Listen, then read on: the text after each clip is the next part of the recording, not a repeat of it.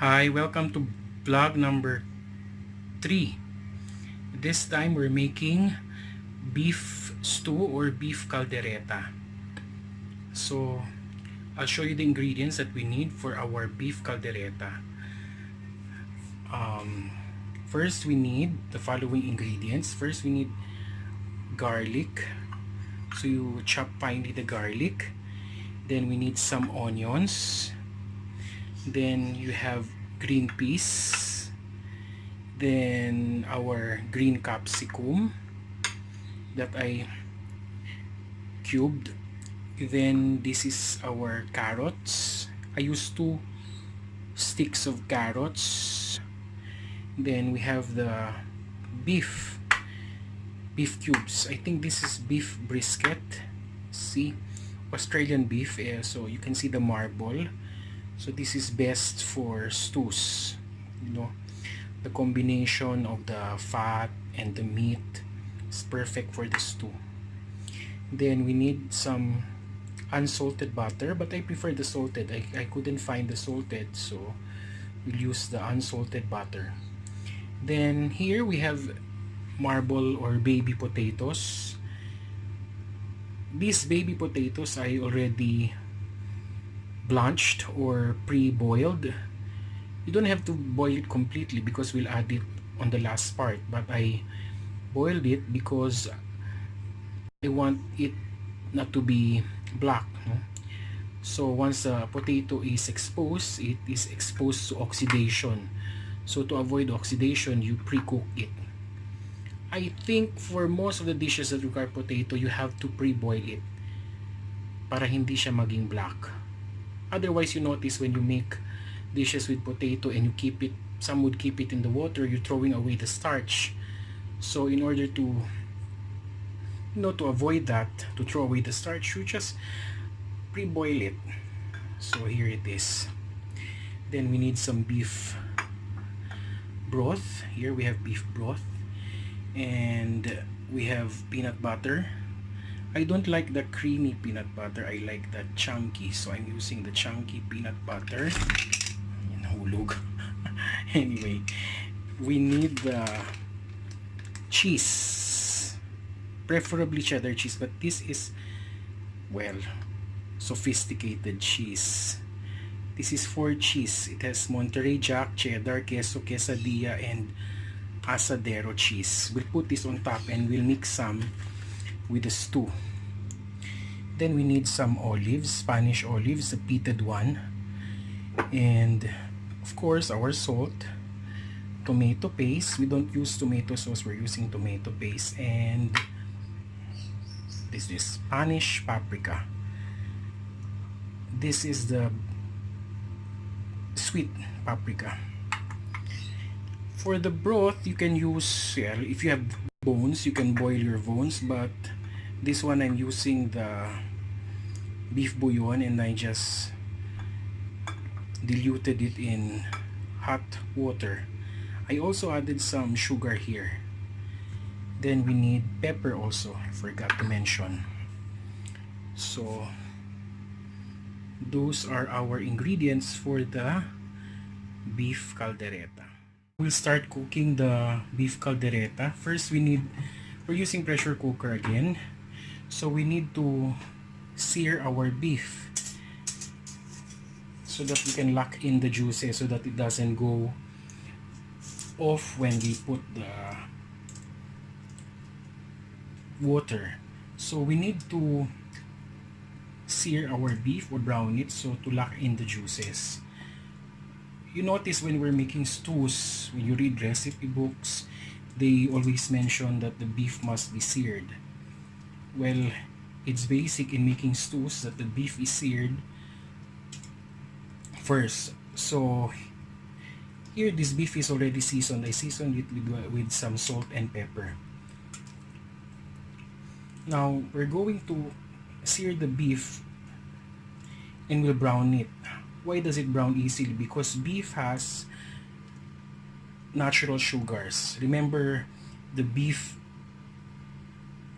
eats grass, so it contains natural carbs. So when you brown it, browns easily. Now, if you see some chefs, they dredge the beef in some flour, but I don't want it because when you add flour, a flour is naturally carbohydrates, no? So it aids in the browning process or the Maillard reaction. So you don't need it because the beef contains naturally its own sugar. So you don't need to add flour to aid in the browning. So we'll fry our beef or sear it. You don't overcrowd your pan. You just sear it by small batches. When you don't sear it, if the pan is cold, it should be hot.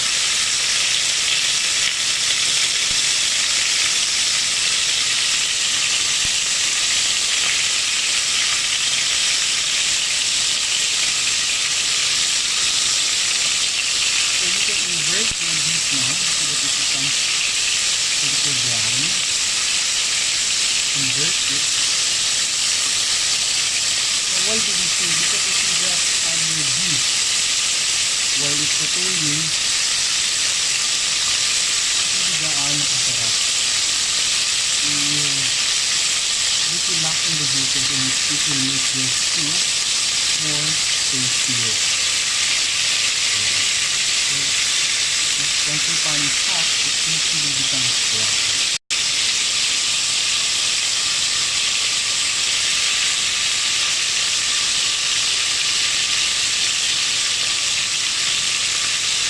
So I'll come back to you once all the beef is seared. Start na. Okay, your onions are already caramelized, then you add your garlic.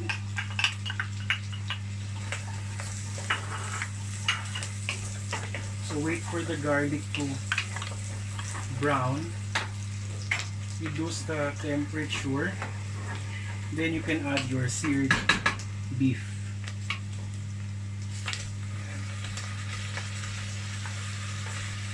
Add everything including these juices.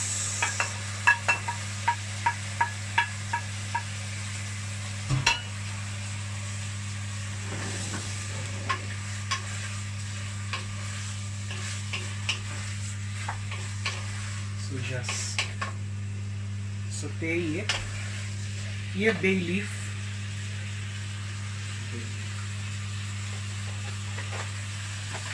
Up.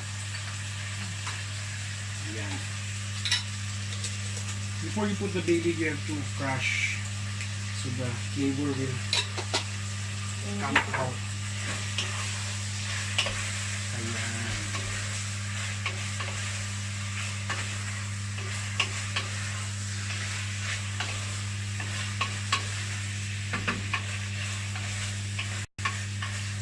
Then at this point you can add the paprika.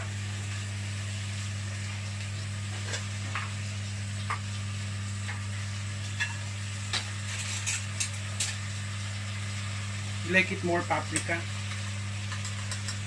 Just a little.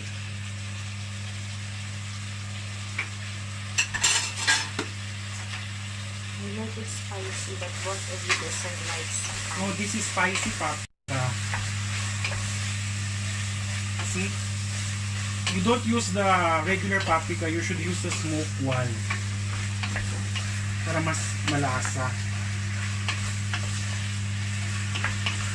This is Spanish paprika.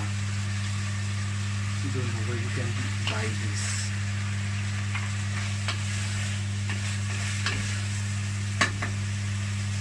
Now the vegetables, you don't add it now, you'll add it later once the beef is already soaked. So you want to flavor your beef first. Then you add your tomato paste.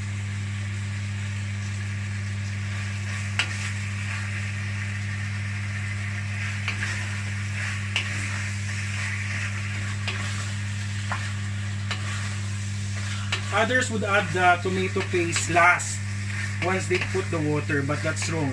You have to put the tomato paste once it's still there in the oil because you want to cook the acid from the tomato paste so it doesn't become very sour.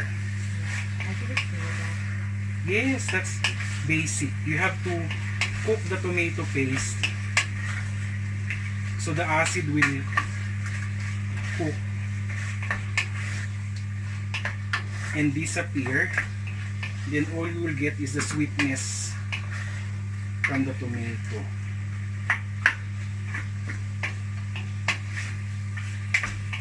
Then season it with ayan, Himalayan salt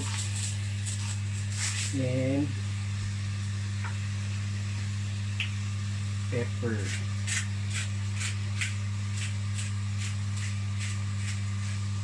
That's mixed peppercorn, which is black pepper. But be careful with the salt because this is already salty. The broth is already salty. So instead of using ordinary water, you can use broth.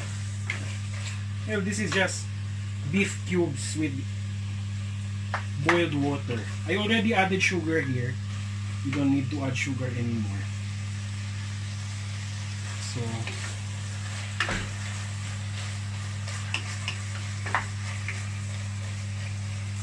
you add your beef stock, then boil it for 20 minutes since you're using the pressure cooker. But if you want to cook it slowly, you can. I like the pressure cooker better. Now if you are interested, you can put wine, but I don't like, we don't have here wine. Red wine.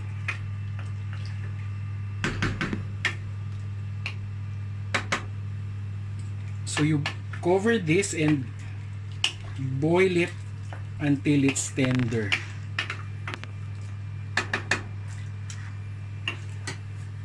No. Ay, sarap da. Okay, our beef is now tender. You can now add your vegetables. First you put your carrots. Then your green peas. The bell peppers. And the potatoes.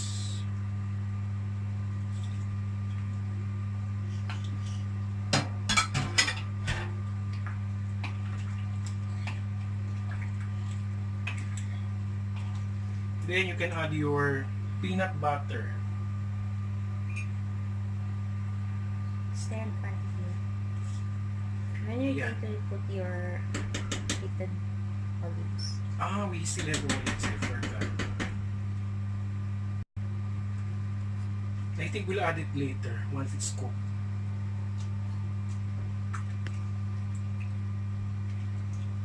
So it doesn't break into small pieces. Okay. So this will thicken it. The peanut butter will thicken your stew. And you notice it's still watery. We'll reduce it and it will thicken by itself. I think we need to add more pepper.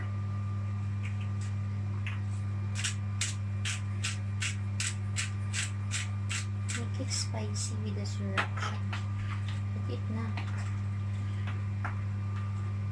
Light only. Mula, gamay na naman. Not too much spicy. Now if you want it more spicy, you can add chili or chili flakes. I think we'll add chili flakes a little. Little chili flakes. Just to make it spicy.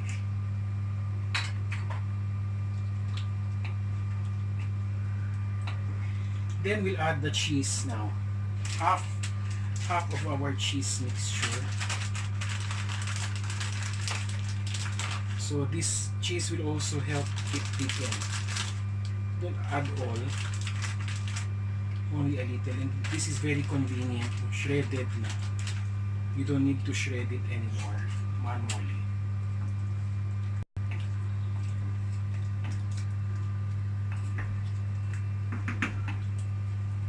We'll come back once this is already done and the vegetables are soft.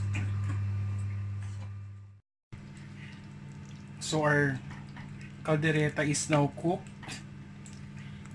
We'll now plate this and we're ready to eat. Caldereta is now here in the bowl.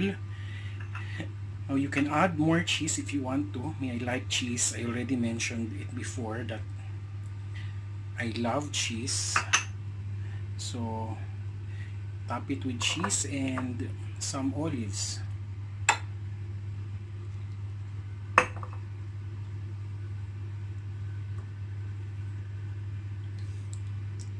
So there you go.